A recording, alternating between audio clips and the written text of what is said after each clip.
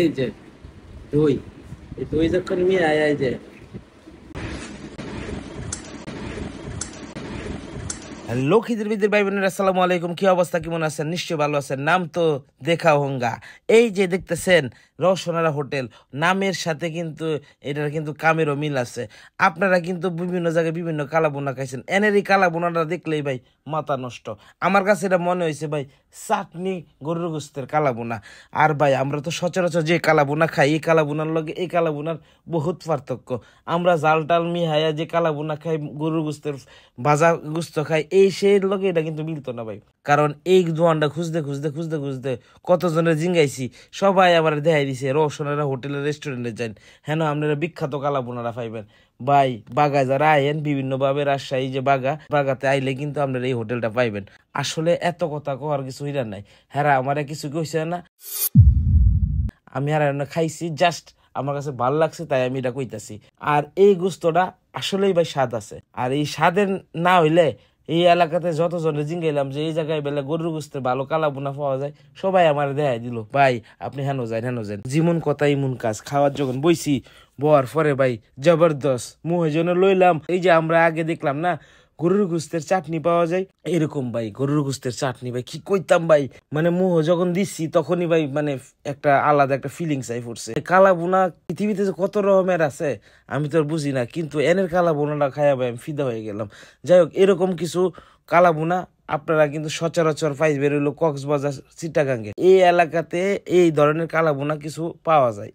আর তাছাড়া আমাদের উত্তরবঙ্গের যে কালাবোনা এগুলা তো মোটামুটি একটু জাল টাল ফ্রাইটা এই সেই দিয়া একটু গ্রেভি ভালো থাকে। এই তাছাড়া এনের এই কালাবোনাটা পুরা চাটনির মতো, গরুর গোস্তের চাটনি আমি লইয়া খাইতাছি। আর এটা কথা আমি না কইয়া পারতেছি না, এত টেস্ট হয়েছে যা বলার মতো না। আপনারা যদি খাইন, তাছাড়া বুঝবেন না, না খাইলে কেমনে বুঝবেন? খাইতে হইব, আর খাইতে হইলে আইতে হইব। আয় আসা এরা সুন্দর করে আপনারা এই রসনের হোটেলে ঢুকে যাবেন গা। হ্যাঁ আর এনো আবার উপরে আবার সুন্দর একটা ডেকোরেশনও আছে, হ্যাঁ আবার চাইনিজ টাইনিজের সবকিছু আছে। তো সব মিলে কিন্তু আমার কাছে ভাই এর পরিবেশটাও ভালো লাগছে।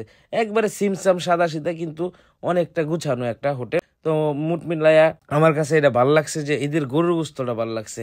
আর ভাই শেষে ভাই একটা জিনিস আছে, এটা আপনারা না দেখলে বুঝতেন না। এরা নিজস্ব মিষ্টি এরা নিজেরাই বানা, এবার দই থেকে শুরু করে সব রকমের মিষ্টি ভেড়া বানা। এই যে দেখতেছেন আয়া পড়ছে দই, আমার বন্ধু সুন্দর করে মুহ দেওয়ার পরে বন্ধু তো প্রশংসিত। হ্যাঁ কি করব না করব, বন্ধু কইলো বন্ধু এটা যদি দই দিয়া না আমি খাস তাহলে কিন্তু ভাল লাগতো না। আমি আর সুন্দর করে আঙ্গুলটা ডোহাই দিলাম, ডোহাই দেওয়ার পরে সুন্দর করে চাইরা নাইরা কইরা নাইরা চাইরা তারপরে দইটা বার করে যখন আঙ্গুলটা যখন চুষুন দিলাম, কি কইতাম ভাই, সাদা দই আর মিষ্টি, এত মিষ্টি, এটার লগে যখন মা হায়া এটা মিল্লাই খাইলাম, মানে অমৃত স্বাদ। মানে কি কইতাম, এই স্বাদের তুলনা আপনারা কেমনে বুঝাইতাম? এটা মানে আমি যে খাইতাছি এটার খালি ফিলিংসটা আমি বুঝতেছি। অতএব এইভাবে খায়া দেখতে হইব, খায়া দেখলেই না আপনি বুঝতে পারবেন যে না আসল স্বাদ তো এনো আছে। তো মোট মিলাইয়া এই যে দেখতেছেন আমার মাথার ঝাঁকানিতে বুঝতেছেন যে কি একটা অবস্থা, স্বাদ পুরা অমৃত রে ভাই।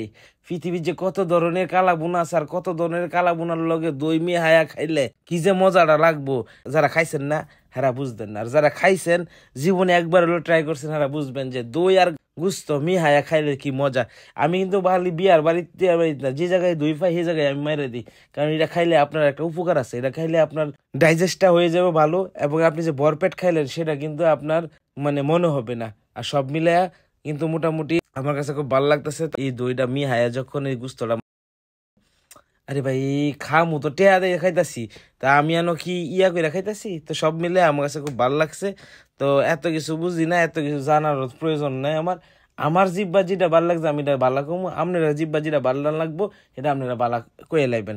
কমেন্ট আপনারা লাগি ফাঁকা, আপনারা যাই যেমনি পারেন উড়া দুরা কমেন্ট করতে পারেন। আপনারা আগে খাইয়া আইবেন তারপরে কথা কইবেন। আর আজকের মতো এখানে মুলতবি ঘোষণা করছি, তবে যাওয়ার আগে ডাইল কেমনে খাইবেন এটা একটু দেখেছেন। এই যে কাফের মধ্যে যে নারীটা লইছি দইয়ের, এটার মধ্যে সুন্দর করে ডাইল্লা, তারপর এটার মধ্যে দিয়া সুন্দর করে চুমুক পাইরা চায়ের মতো করে খাইলাম। কি যে মজা রে ভাই, এটা এমনি খাইয়া দেখেন। এটা আমার একটা ক্রেডিট, আমি এটা বার করছি, আপনারা খাইতেও পারেন নাও খাইতে পারেন, এতে আমার কোনো আসে যায় না। দিন শেষে একটা কথা কইতেছি, এটা আমার কাছে খুব ভালো লাগছে, আমি আরো খাইতে মন চাইছে। তো মোটামুটি আমার কাছে ভালো লাগছে। তো সব মিলে ডাইল এটা এক বাঙালির একটা ঐতিহ্য। ডাইল যদি না খাইন তাহলে আপনার বাঙালি আনা থাকতো না। অতএব ডাইলটা খাইতে হইব। আপনি কেমনে খান, হুইত্তা খান, কাইতে খান, চিতে খান, কেমনে খান, এটা আপনার ব্যক্তিগত ব্যাপার। তবে ডাইলটা খাইতে পার। ডাইল খাওয়ার পরে এই যে আমি লেবু খাওয়া মানে আমার খাওয়া এখানেই সমাপ্তি। ভালো থাকবেন, সুস্থ থাকবেন, আল্লাহ হাফেজ।